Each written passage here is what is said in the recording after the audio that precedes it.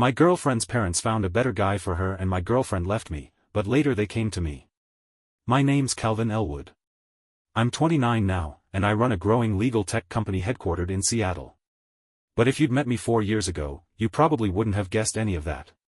I was a software engineer with a dream and a beat-up hatchback, struggling to turn a prototype into a business.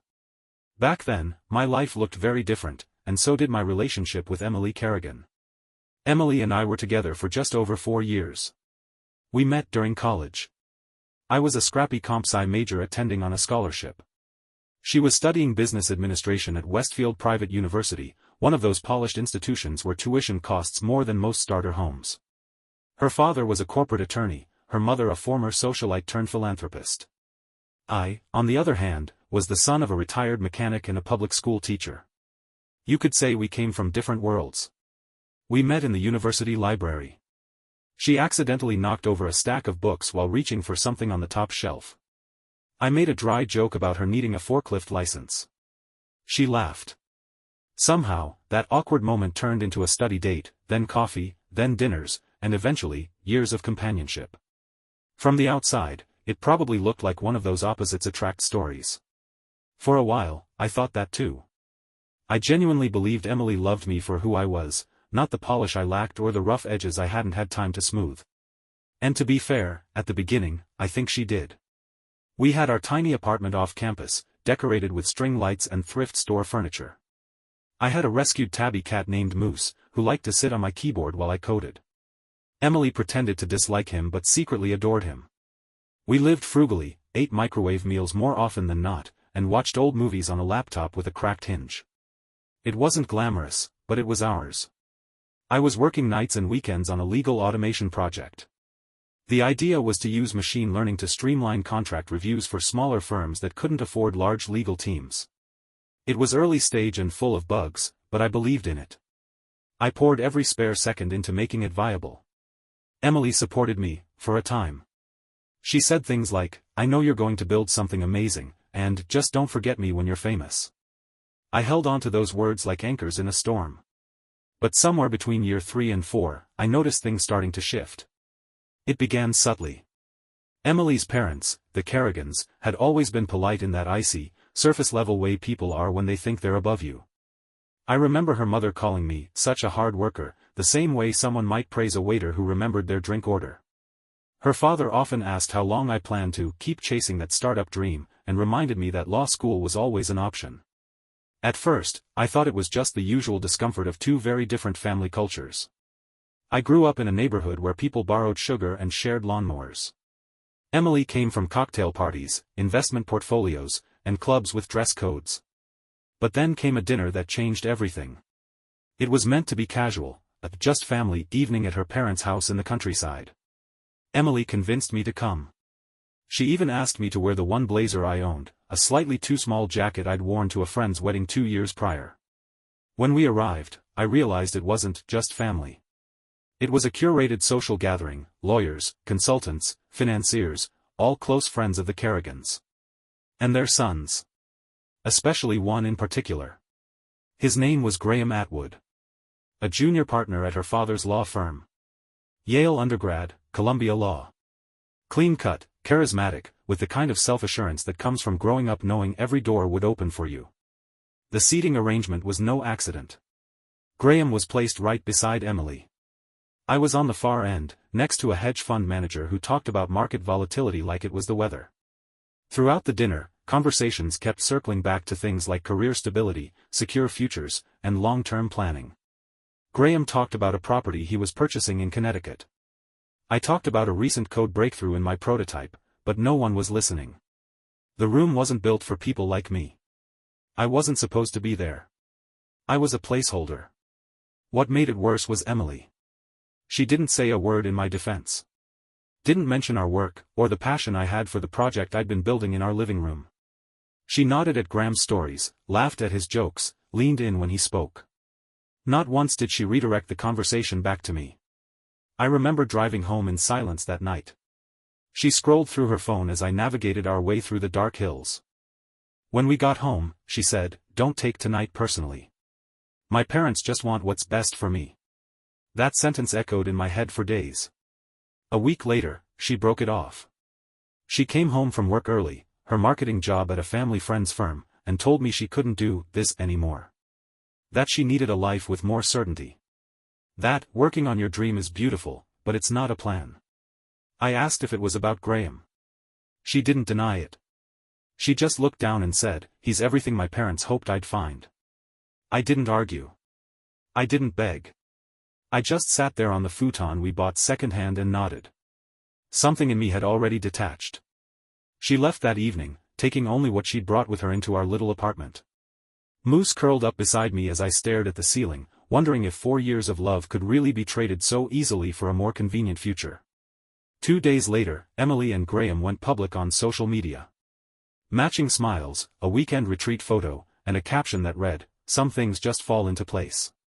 Meanwhile, I was still eating leftover noodles and debugging code at 3 a.m., wondering how everything fell apart so fast. But this wasn't the end. Not for me. Not by a long shot.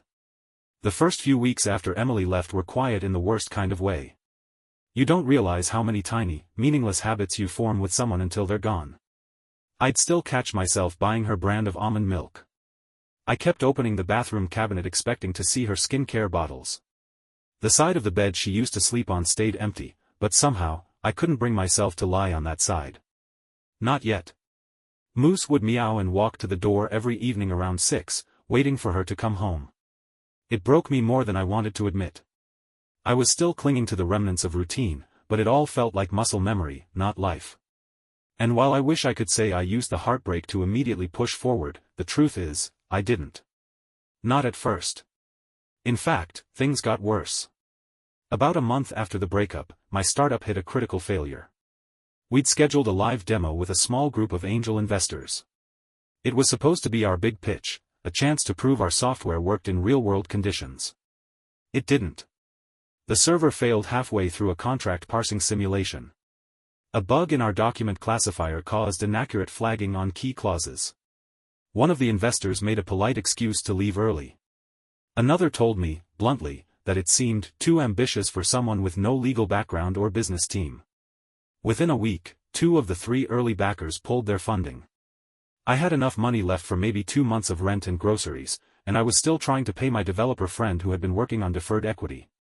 By the end of that month, I had to let him go. The guilt of that conversation still weighs on me. I tried to renegotiate the lease on my apartment, but without consistent income, the management company wasn't interested. So I packed everything I owned, mostly tech gear, books, and clothes, and called the only person I knew who wouldn't ask questions. Marcus Reddick. Marcus and I had been friends since freshman year. He was the kind of guy who stayed out of drama, stayed loyal without being loud about it, and showed up when you needed him. He worked in logistics for a regional shipping company and lived in a modest but cozy 1-bedroom apartment on the north side of the city. When I asked if I could crash on his couch, just for a few weeks, he didn't hesitate. "Bring Moose too," he said. "He can keep my goldfish company." The truth is, I stayed for almost 6 months. Those were some of the hardest months of my life. Emotionally, financially, spiritually, I was worn thin. I took whatever jobs I could find. I delivered food during the day, worked overnight shift stocking shelves at a grocery store, and came home just in time to nap before doing it again. There's a strange clarity that comes from being that far down. Everything feels bare. Stripped away. You learn who your real friends are. You realize that no amount of ambition protects you from humility. And you finally stop pretending you're okay when you're not. I didn't look at Emily's social media at first, but eventually curiosity got the better of me. There she was, all smiles and sunlight with Graham. Weekend photos in Napa. Matching scarves in Central Park. A trip to Monaco. She looked radiant. Or at least like someone who had learned to smile with their eyes closed. I don't know why I kept looking. But I did. Over and over. It felt like self-inflicted bruises. I kept reopening the same wound. Each time, I promised myself I'd stop. Each time, I lied. Then one afternoon, something happened that changed everything. I was delivering a lunch order to a corporate law office downtown. The kind of building where the elevators have touch screens and the reception desks look like boutique hotels. The delivery name on the app read, Atwood. That was Graham's last name. I froze. Sure enough, as I waited for someone to meet me at the front desk, I saw them. Emily and Graham, sitting together in the cafe just across the lobby. She was laughing. He leaned in and brushed her hand. I stood there holding a bag of food with my name tag on display and sweat on my back from biking across the city. Emily looked up. Our eyes met. For a split second, I saw something shift in her expression. Recognition. Maybe guilt. Maybe pity. She gave me a small, tight smile, the kind you offer a stranger at the DMV. Then turned back to Graham. And that? That was it. That moment changed me more than the breakup did. Because it wasn't about her leaving anymore. It wasn't even about Graham. It was about the realization that I had become invisible to someone who once loved me. That night, I went back to Marcus's apartment, sat down at the second-hand desk he'd crammed into his living room for me, and deleted every single social media app off my phone. I opened my laptop and stared at the same broken codebase that had failed in front of investors. I looked at it like an adversary, not a lost dream. Then I opened a new document and wrote 2 words at the top of the page. Start again. That became my motto. I didn't make a big announcement. I didn't promise revenge or post quotes about comebacks. I just got quiet. Focused. Disciplined. I spent 4 hours every day reviewing what had gone wrong in my original build. I rewrote modules from scratch. I read case studies on law firm operations, contract workflows, compliance needs. I stopped chasing flashy tech trends and focused on solving a boring, real-world problem: how to save law firms time and money on document review. By month 2, I had a functioning MVP. By month 3, Marcus helped connect me with a mid-sized local law firm that had just lost 2 of their junior paralegals. They agreed to a 90-day pilot if I could help them review real estate contracts faster than their interns. My software reduced review time by 40%. They signed a 1-year license deal. That was my first client. Everything changed after that. But I wasn't building for revenge. I wasn't building to prove anything to Emily or her family. I was building because for the first time in a long time, I was doing it entirely for me. And it felt different. It felt right. The first contract I signed felt surreal. It wasn't large by any means, barely enough to cover rent, software licenses, and groceries, but it was real. A law firm had paid me for something I had built from nothing. After everything, that validation felt more profound than I could explain. I called Marcus from the stairwell of the building where the contract was signed. They actually signed it, I said. There was a pause, and then, of course they did. Took them long enough. From there, I put everything into refining the product. I called it ClauseWise, simple, clean, and self-explanatory. It used natural language processing to help law firms analyze and compare contract clauses against standard templates, identify risk language, and flag inconsistencies. The concept wasn't revolutionary. What made it work was the execution.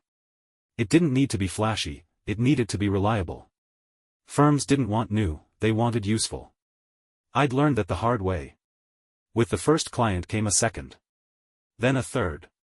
Word spread in small legal circles, and I leaned heavily into personal outreach, offering demos and flexible trials to small and mid-sized firms that didn't have the resources for in-house tech teams. I rented a tiny office space in a shared co-working hub, bare walls, loud neighbors, and no air conditioning. But it was mine. I worked 14-hour days. Slept 5 hours a night. Ate mostly from the same sandwich shop around the corner. I'd bike across the city to deliver updates or help new clients install the software.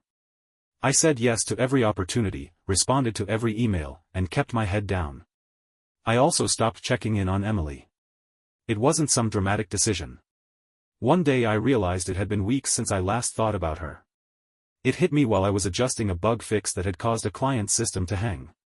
I had been so focused on the issue at hand that the memory of her didn't even cross my mind. That was the moment I knew I was healing. Not moving on out of spite. Not faking it. Really healing. Still, life wasn't cinematic. I wasn't suddenly a millionaire. I wasn't living in a penthouse or flying first class. I was sharing an apartment with Marcus, splitting costs, eating budget meals, and surviving off grit. But I was building something, slowly, brick by brick. By the end of the first year, Clausewise had 5 steady clients. I hired 2 part-time engineers, both former classmates who believed in the product. I paid them modestly but fairly. We worked out of the same co-working space, rotating desk schedules, splitting coffee expenses, and coding on second-hand laptops. Our big break came almost by accident. One of our early clients, a mid-sized law firm specializing in corporate mergers, used our tool in a contract review for a regional bank acquisition. The partner overseeing the case was so impressed with the software's consistency that he mentioned us during a legal technology roundtable. A week later, I got an email from an operations manager at Stanton & Pike LLP, one of the oldest firms on the West Coast. They wanted a demo. I almost didn't believe it. I reread the email 5 times. Googled the address to make sure it wasn't a prank. It wasn't. They gave us 20 minutes to present in a video call. We rehearsed for days. My engineer, Trevor, even bought a ring light. We dialed in from our shared workspace, wearing collared shirts and crossing our fingers. The call went better than I could have hoped. Their team asked sharp questions, grilled us on security protocols and data privacy compliance, and ended the call with a "we'll be in touch." 2 days later, they signed a 6-month pilot. That contract changed everything. With Stanton & Pike on board, other firms started reaching out. Suddenly, the name, Clausewise, carried weight. We moved into a bigger office, still modest, but with real windows and a functioning heater. I hired 2 sales reps and brought on a part-time legal advisor to help us tailor our features to industry expectations. Our revenue tripled in the 2nd year. And then something funny happened.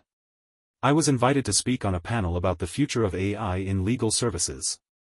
It was a modest industry event, but still, me speaking. In front of people who once wouldn't even let me into their dinner conversations. I stood on that stage in a fitted suit I'd bought from a local tailor, presenting case studies, showing real data, explaining how we help firms reduce review times by up to 60%. As the panel ended and we walked off stage, a woman tapped me on the shoulder. She was in her 50s, dressed professionally but not pretentious. "My firm just started using your product," she said. "I wanted to say thank you. It's made a difference for my team. You're really doing something valuable here." I nodded and thanked her, trying to keep my composure. But that moment stuck with me. Because for the first time in years, I didn't feel like I was trying to catch up. I felt like I belonged. But not everyone was thrilled with my progress. One afternoon, I received a connection request on LinkedIn. Emily Kerrigan. I stared at it for a full minute. There was no message, no explanation. Just her name, her photo, and the quiet weight of our history. I didn't respond. Didn't accept. I closed the app and went back to work. But it didn't end there. A few days later, I got a text from an unknown number. "Hi Calvin. I know it's been a while. I saw you spoke at that conference. I was wondering if you'd be open to catching up sometime. No pressure." I read it once. Then again. Then I deleted it. I didn't feel anger. I didn't feel triumph. I felt calm. I realized then that I didn't need closure. I didn't need apologies or explanations. The person I had been 4 years ago might have responded. Might have tried to show her what she'd lost. But that person wasn't here anymore. The man reading that message had rebuilt his life from the ashes. And he had no reason to look back. By the start of year 3, Clausewise was no longer just a promising tool, it was a player. Our growth wasn't exponential like a Silicon Valley fairy tale, but it was steady, measured, and most importantly, sustainable. That made us dangerous in an industry known for moving slowly and valuing precision. We had over a dozen full-time employees now, developers, client support, operations, and sales. What started with me writing code at Marcus's dining table was now a fully operational legal tech startup partnering with firms in 7 states. We weren't replacing lawyers. We were giving them time back, freeing them from manual review so they could focus on strategy. Clausewise didn't make headlines, it made sense. That's what firms were paying for. And soon, our client list started including firms that had previously turned me away. Including one I knew very well. Waldron & Gray LLP. That was the firm where Graham Atwood, Emily's partner, worked. I hadn't thought about him much in the last year, but his name still popped up occasionally in legal newsletters and panels. One day, one of my newer sales hires forwarded me an email. Waldron and Gray requesting a demo. I had to read it twice. I didn't say anything to the team, just replied with our standard onboarding documents and a polite thank you. We scheduled a demo 2 weeks later. I let my product team handle it, watching silently from the call as they walked Graham's firm through the dashboard and answered their questions. At the end of the meeting, someone on their team said, "This could help us restructure how we manage junior associates." I knew what that meant. And I also knew what it meant for Graham. Clausewise was eating into the exact workflow that Graham had built his career on. For a time, the traditional structure of law firms had made young, hard-working associates like him invaluable. Long hours, document review, case prep, it was a badge of honor. But now, firms were realizing that AI could do the same job faster, cheaper, and without burnout. I didn't plan it that way. I just knew the industry had problems, and I had a solution. But there was something undeniably poetic about the fact that the man Emily left me for was now part of a firm seeking to license my technology. About a month after their pilot began, I ran into them. It was a business conference in San Diego, focused on legal innovation. I was there as a speaker, this time giving a full solo talk about workflow optimization through legal tech. I presented case studies, showed measurable impact, and fielded questions from firm partners looking to adapt. As I stepped off the stage, I spotted them at the back of the room, Graham and Emily. She looked the same at first glance, polished, confident, but up close, there were differences. Her expression was tighter. Her eyes held something else. Something weary. We didn't speak during the session. But later, at the networking reception, she approached me. "Calvin," she said. "That was an impressive presentation." Her voice was quieter than I remembered. I nodded politely. "Thank you. Glad you could make it." She hesitated. "We've been using Clausewise at Waldron." "I know," I said. She blinked. "Of course. I guess you would." There was a pause. She glanced around, then looked back at me. "Can I ask something?" I nodded. "Did you ever imagine this?" she asked. "Back then?" I thought for a moment before answering. "No," I said honestly. "Back then, I was just trying to survive. I didn't have time to imagine this." She nodded slowly. "Well, you've done well. Truly." There was a flicker of something else in her expression. Maybe regret. Maybe just nostalgia. But I didn't chase it. I didn't ask about Graham. I didn't ask if she was happy. Because it didn't matter anymore. As we stood there, two people who once shared 4 years of life, I realized that we were now strangers. Her presence didn't stir anything in me, not anger, not longing, not even satisfaction. She was simply someone I used to know. I excused myself to take a call from one of our advisors. As I turned to leave, she said, "You seem really at peace." I smiled. "I am." I meant it. The next few months brought our biggest opportunity yet. A leading international firm, Meriden, Bright and Low, approached us about a full-scale integration across their U.S. offices. The scope of the contract was something we dreamed about in year one. We spent weeks customizing features, building out infrastructure, and ensuring our systems could scale under the pressure. It worked. And with that contract signed, our name was cemented in the industry. That's when the ripple effects began. Firms that once brushed us off now reached out. Industry analysts included us in legal tech trend reports. Investors who declined our seed round sent congratulatory notes and subtle inquiries about Series A. Meanwhile, Graham's firm was facing internal pressure. I'd heard from mutual contacts that their partners were struggling to adapt. The firm's younger talent was embracing automation, while older leadership resisted. Graham, who had once benefited from the old system, was now caught in the middle. They were losing clients. Slowly, but steadily. Our software was part of that shift. One night, I sat in the quiet of our office, the last person to leave. I looked out at the Seattle skyline, nothing too dramatic, just lights against fog. I thought about the dinner where I first met Graham. How I'd been seated at the end of the table, ignored while others praised him. And now?